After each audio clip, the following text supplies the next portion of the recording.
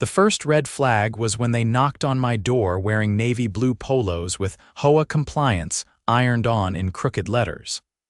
I've lived in Maple Ridge Estates for 8 years, and I've never seen these two guys before. One was tall and wiry, the other short and broad-shouldered, both pretending they knew exactly what they were doing. "Mr. Lyle Whitmore?" the tall one asked, glancing at a clipboard like it had anything real on it. "Yeah, we're here for an emergency inspection. We've had reports of moisture damage in your basement. Could be mold," he added like that'd scare me into letting them in. I stared at them. "You're with the HOA, correct?" the short one chimed in. "Routine, nothing to worry about, just need to check your cellar. Now, I'm not stupid. I know the HOA's usual nonsense paint shades, mailbox heights, the occasional passive-aggressive newsletter about trash bins. But I also know they don't do drop-in inspections, and definitely not ones that involve the wine cellar I built myself last summer." Right on cue, here came Amanda Fairgrove, the self-appointed queen of the HOA and destroyer of joy. Bleach blonde bob, clipboard, and an attitude that could curdle milk. "Lyle," she called from the sidewalk, heels clacking against the pavement like she was on a runway. "Let the inspectors in, please. This is a time-sensitive matter." I crossed my arms. Never seen these two in my life. Since when does the HOA do cellar inspections? Amanda huffed like I just asked her to explain quantum physics. "There have been complaints about humidity levels affecting neighboring properties. We have authority under Article 5, Section C." There is no Article 5, Section C. I helped draft the bylaws back in the day, but Amanda never let facts get in the way of her power trips. "Show me their ID," I said. The tall guy held up a lanyard that could have been printed at Kinko's. The picture was blurry and the name read Inspector R. Smith. No HOA logo, no last name spelled out, nothing official. Amanda stepped forward. "Lyle, you're being uncooperative. If you don't comply, we'll have to issue a non-compliance fine." I smiled. "Go ahead. And while you're at it, let's call the police and get everything verified, shall we?" That's when both inspectors started backing off. "No need for that," the short one muttered. "Just trying to do our job." "Yeah, well, your job's about to get a lot harder," I replied, pulling out my phone and pressing record. "Let's document this." Amanda's face twisted. "This is harassment, Lyle. You're obstructing an HOA investigation." "Funny," I said. "Because I just called Greg from the real HOA board. He's on his way over, and he says you never scheduled any inspection." Amanda's eyes darted to the two imposters, and for a split second, her fake confidence cracked, and then they bolted.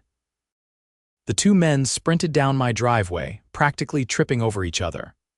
Amanda stood frozen, her mouth opening and closing like she couldn't decide whether to scream or pretend nothing happened. Too late. My neighbor, Dwayne, had already started filming from across the street. And the best part? My security cameras caught everything: the fake badges, Amanda ordering them in, and the moment they tried the lock to my cellar door. Something told me this wasn't just a one-time stunt. Turns out I was right. By the time Greg pulled up in his dusty blue pickup, Amanda had already tried to slink off down the sidewalk like she hadn't just orchestrated the dumbest home invasion attempt in Maple Ridge history. I waved him toward the porch, phone still in hand, while Dwayne crossed over, still filming from the other side of the street. Greg's face was a picture of exhaustion and confusion. "What the hell is going on?" I handed him the phone. "You tell me." "Your vice president just tried to send 2 guys into my cellar without a warrant, ID, or explanation." He scrolled through the footage, eyebrows rising higher with each second. "That's not just a violation. That's criminal trespassing at best. Try attempted burglary," Dwayne offered, still recording, "and she just walked off like it's a Sunday stroll." "She's not walking far," I said, "because I called Officer Hernandez right after they ran. She's already on her way." Greg swore under his breath. "Amanda doesn't have the authority to send anyone for inspections. Hell, we haven't approved any new hires, and I would have known." "She didn't need approval," I said, nodding toward the end of the street where a patrol car eased around the corner. She had a plan.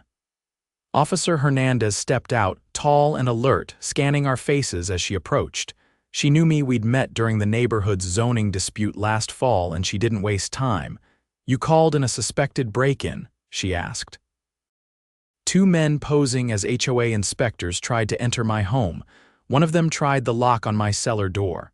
Amanda Fairgrove said it was authorized. "We have footage." She took the phone, watched the clip silently, then asked, "Did they take anything?" "No." "But I think they were here to find something." Her eyes narrowed. "You've had issues with Amanda before." "Plenty, but this is new. She's never sent people after property." Hernandez turned to Greg. "You're the HOA president?" "Yeah." "And I had no idea about any of this." "I'll need to speak to Amanda. Is she still around?" "She walked off that way," I said, pointing. "Didn't look too eager to stick around." Hernandez nodded and radioed another unit. "We'll bring her in for questioning." "If she orchestrated this, it's conspiracy, possibly aiding and abetting." Greg ran a hand through his hair. "Lyle, those two guys, did you get their faces clearly?" "Both of them. And the camera caught the plate on their van when they drove off." "Good," Hernandez said. "We'll run that." "If they're who I think they are, you're lucky they didn't get inside." She didn't elaborate. Not until the second cruiser pulled up and another officer stepped out with Amanda in tow. She looked indignant, her jacket clutched around her like she was the offended party. "There's been a misunderstanding," she said immediately. "Those men were consultants. They were here to evaluate potential water damage, nothing more." Hernandez didn't even blink. "Where did you find them?" "A contractor list. I have it at home." "Which company?" Amanda paused. "I don't recall the name offhand." "They didn't have work orders, no IDs, no business registration, and you're telling me you sent them into residents' homes without verifying any of that?" "I was trying to help the community," Amanda insisted. "That cellar of his is private property," Hernandez cut in. "And those men have open warrants in 2 counties, one for burglary of a residence while pretending to be utility workers, the other for an attempted theft of prescription medication from a senior's home." "You brought known thieves into this neighborhood." Amanda's mouth opened, but no sound came out. Dwayne tilted his phone for a better angle. "You're going on the neighborhood group chat tonight." Hernandez turned to Greg. "You need to suspend her immediately. And I need every internal document showing who's been given HOA authority, consultant access, or keys to private property." Greg nodded. "Done. I'll call the board in." Amanda was placed in the back of the patrol car, not cuffed yet but clearly rattled. She kept glancing at the phone in Hernandez's hand, the one still playing the video that showed everything. That night, Greg called an emergency board meeting in the community center. The room was packed. Word spreads fast when someone's caught abusing power and hiring felons to break into homes. The other board members looked stunned, blindsided by the footage I provided and the police report that followed. Greg stood at the front with a folder full of printouts. Amanda acted unilaterally. She never submitted forms or requests for outside contractors. "We have no record of hiring anyone and no legitimate business ties to the individuals involved." One of the newer board members, a retiree named Sheila, asked, "How did they even get into the neighborhood without being stopped?" "They used a fake barcode on their windshield," Greg said. "Security didn't catch it because it matched a resident's expired pass from last year." I stepped forward, holding up a flash drive. "All my security footage is backed up. I also found something else. One of the guys circled my house 2 nights ago in the same van. They were casing the place." The room buzzed. People shifted in their chairs, whispering to each other. A man in the back, a former Navy mechanic named Curtis, spoke up. "What were they looking for?" That's when I laid it out. 6 months ago, I filed a complaint about Amanda forging signatures on a landscaping contract. It was swept under the rug. I have records showing she personally authorized a 5-figure payout to a company that doesn't exist. I think she thought I kept the proof at home." Greg's eyes widened. "You have that in a safe deposit box, But she didn't know that. That changed the tone of the meeting entirely. What had started as a scandal about trespassing was now shaping into full-blown financial fraud, and she tried to cover it up with a break-in. Greg turned to the board. "We're launching a full audit. Every payment Amanda authorized in the last 18 months, every contract, every vote she claimed passed." Sheila nodded. "We might need to bring in a forensic accountant." "I already called one," I said. "Friend of mine from the zoning days." Within the week, Amanda was formally charged with conspiracy to commit burglary, reckless endangerment, and fraud. The thieves were picked up 2 towns over trying the same fake inspector routine. Their van had tools, blueprints, and a list of addresses all in Maple Ridge. Mine was circled in red. The audit uncovered over $20,000 in misappropriated funds, landscaping contracts, security upgrades that never happened. Even a community improvement grant that Amanda had funneled into a personal account listed under a fake LLC. The HOA board voted unanimously to dissolve Amanda's position and refer all findings to the district attorney. But the biggest shift came from the neighborhood itself. Residents started organizing their own oversight committee. Dwayne helped set up a secure online forum where people could track votes, proposals, and budgets. Curtis volunteered to manage perimeter security. Sheila took lead on vetting any future contractors. The HOA had run unchecked for too long. But now the homeowners were paying attention. 2 days after Amanda's arrest, I was called down to City Hall, not the police station, for an unusual meeting. Greg met me on the front steps, looking like he hadn't slept since the board meeting. He was holding a brown envelope so thick the clasp barely held. "This isn't just HOA fraud anymore," he said quietly as we walked inside. "City council's involved, and not just because of Amanda." We were led into a side conference room where 3 people were already seated. The woman in the center introduced herself first. "Lyle Whitmore. I'm Deputy City Attorney Martha Kravitz. These are Councilman Ortega and Special Investigator Daniels. We'd like to ask you some questions about a pattern we've found tied to Maple Ridge Estates HOA." I sat down, suddenly more alert than I'd been all week. "Pattern?" Kravitz folded her hands. "The 2 men who tried to enter your property, James Voss and Leon Farley, have been linked to 4 separate neighborhoods in this county over the last year. Each time, they entered under the guise of HOA contractors or code enforcement. But Maple Ridge is the first place they got caught." "4 neighborhoods?" I asked. "How does that connect to our HOA?" Daniels, the investigator, opened a binder and slid a page across to me. "This is a payment authorization form. It's identical to the one Amanda used to approve her landscaping contract, only this one was from Alder Pines HOA, signed by a different board member also under investigation." Greg leaned over my shoulder. "That's the same template, same formatting. Even the same fake contractor name." Kravitz nodded. "We believe Amanda was part of a chain of HOA officials funneling funds into shell companies.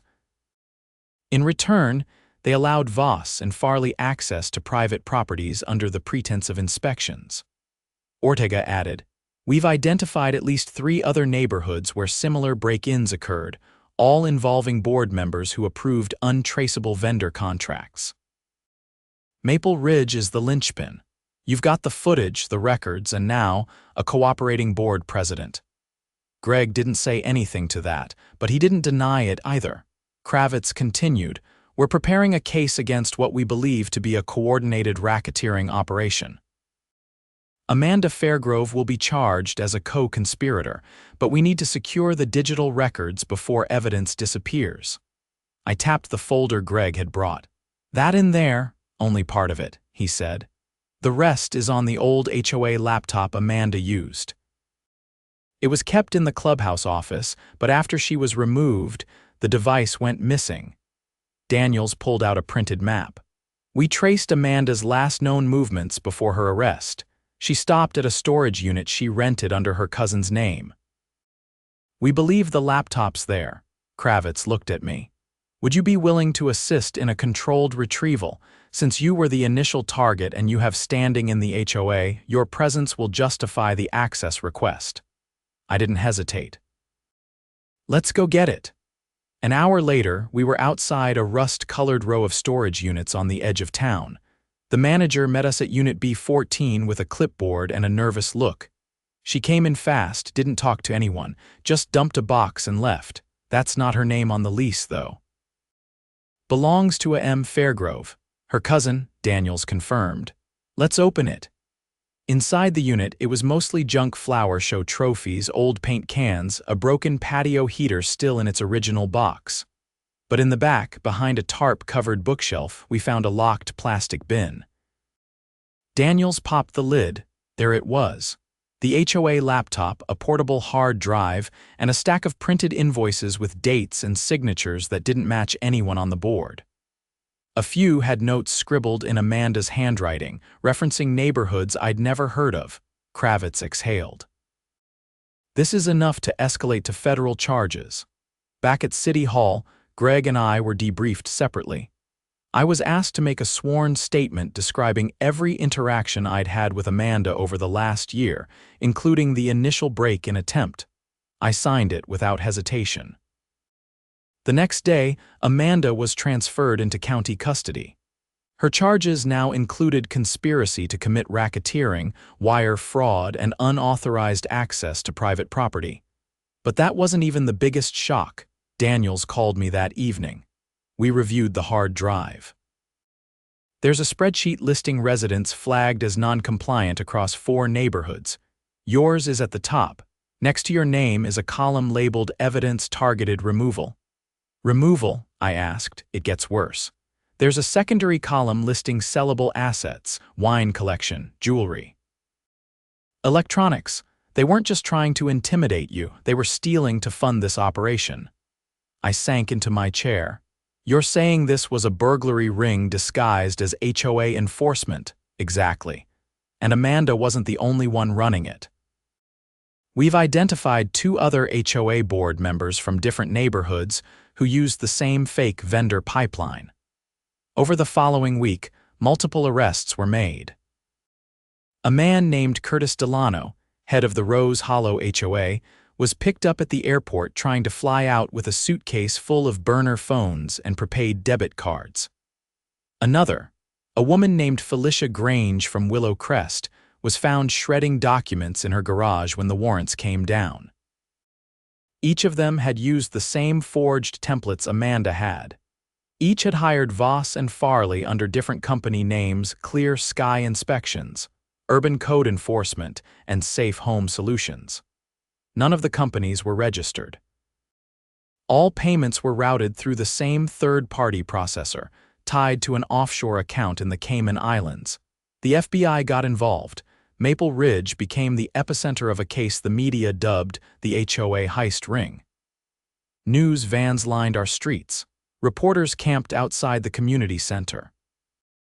But for the first time in a long while, nobody in the neighborhood was hiding behind curtains. They were standing on their lawns talking to each other, laughing, sharing coffee and stories. The HOA's iron grip had snapped and people were breathing again. Greg called a public meeting under the new interim board. No more closed doors. Every resident was invited and every agenda item was projected on a screen in the gymnasium. I sat near the front with Dwayne, Curtis, and Sheila, who had taken over as treasurer. Greg stood at the mic, no clipboard, no jacket, just a man humbled by what he'd nearly missed. "This community deserves better," he said. "From now on, no contract over $500 gets approved without full resident review. All documents will be posted online. And we're setting up a neighborhood watchdog group to make sure this never happens again." Applause broke out, not polite clapping, real gratitude. Then he turned to me. "And I'd like to formally recognize Lyle Whitmore. If he hadn't stood his ground, if he hadn't recorded what happened that day, we wouldn't have unraveled this entire operation." I didn't stand up. I didn't need to. The whole room turned my way and I nodded once. After the meeting, a woman I barely knew tapped me on the shoulder. "You saved this place."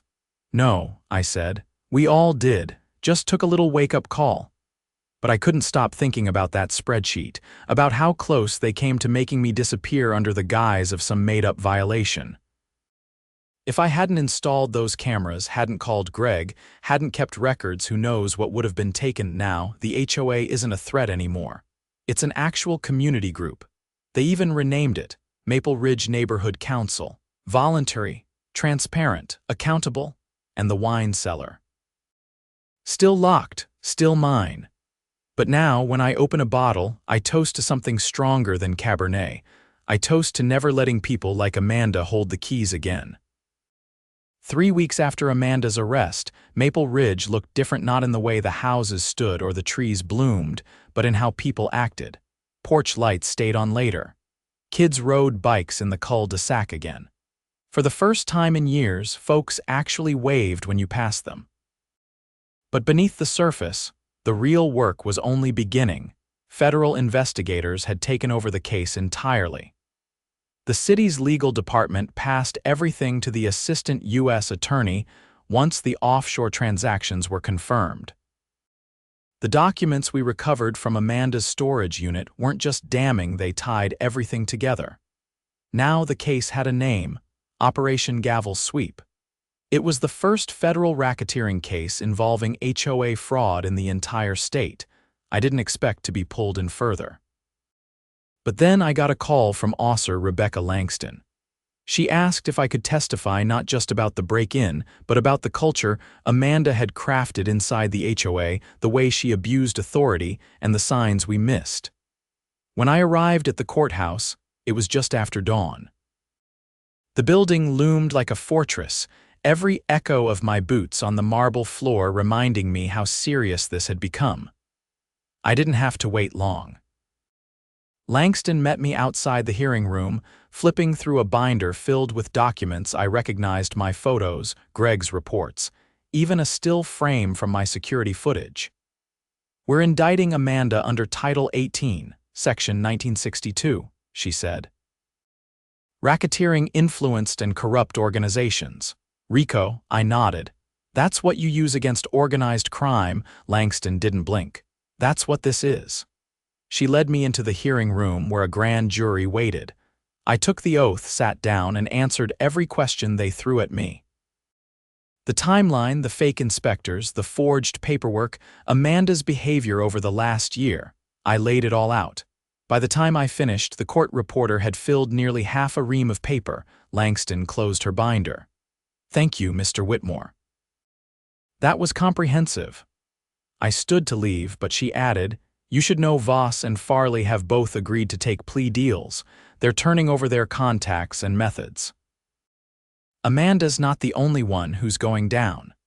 Back in Maple Ridge, the interim board had launched a full review of the HOA's bylaws. The old rules had been bloated with vague language perfect for manipulation. Now, every clause was being rewritten with resident approval. I'd volunteered to help revise the compliance protocols, ensuring no future board could authorize outside access without documented consent from the homeowner. Then came the trial, held in federal court. It lasted just under 9 days. Amanda's defense tried to paint her as a victim of manipulation, claiming she'd been tricked by Voss and Farley. But the email logs, bank transfers, and the spreadsheet listing items in my house told a different story. She'd created the shell companies herself. She'd signed the checks. She'd even sent a message to one of the co-conspirators that read, "Targets with valuables marked in yellow, start there." The courtroom was silent when that was read aloud. Langston presented the evidence with surgical precision. She showed the jury how the false inspection program was used to identify homes with high-value property, how Amanda and 2 other HOA board members across the state had shared data, and how the stolen items were fenced through a pawn shop in a neighboring county tied to yet another shell company. The turning point came when Voss testified. He didn't look like the swaggering fake inspector from my driveway. He looked hollow, drained, like someone who'd spent too long out of sunlight, but his words were clear. She told us which houses to hit. She said no one would question us if we wore polos and clipboards. She even gave us a script, said she'd cover for us if anyone got suspicious. Langston asked, "Did she ever tell you what to do if someone resisted?" He swallowed. "Yeah, said if anyone pushed back, we say we're investigating mold." People panic over mold. It worked almost every time. When Amanda took the stand, she tried to shift blame again. This time she claimed the spreadsheet was an inventory for emergency supplies. The judge didn't even hide his disdain. When the jury came back, their verdict was unanimous. Guilty on all counts: racketeering, conspiracy to commit burglary, mail fraud, and unauthorized access to private dwellings. She was sentenced to 22 years in federal prison. The other board members from the connected HOAs were still awaiting trial, but the fallout was already national. News outlets ran exposés on HOA corruption. State legislators began drafting bills to create oversight commissions for HOA boards, something that had never existed before. At home, the Maple Ridge Neighborhood Council, our new version of the HOA, held a celebration in the park. Not a party. A gathering. There was a grill, a local band, and a table filled with printed copies of the new bylaws. People signed up for committees: safety, transparency, budget. No one wanted power. They wanted balance. Greg approached me near the end of the evening, holding 2 waters and a plate of ribs. He handed one to me. "You believe in second chances?" he asked. I glanced at him. "Depends who's asking." He gave a tired smile. I stepped down. "Sheila's the new chair. I'll stay on as a volunteer, but I don't think anyone should sit in that seat too long." I nodded. "Good call." He looked out at the families gathered under the string lights. "Feels like we finally got our town back." Later that night, I returned home and walked down to the wine cellar. I hadn't touched much since everything exploded. But now, I opened a bottle I'd been saving for a long-time vintage 04 Cab Sauv from Sonoma, the last one my brother had given me before he moved overseas. I poured a glass, set another on the empty stool beside me, and sat in the silence. Upstairs, the neighborhood hummed with the sound of life. Dogs barking, kids laughing, someone tuning a guitar, but down here it was still. I raised the glass to the empty seat, to the ones who watch when no one else does, and to never letting shadows run the show again. Because if there's one thing I learned, it's that power only hides in silence. And Maple Ridge wasn't silent anymore.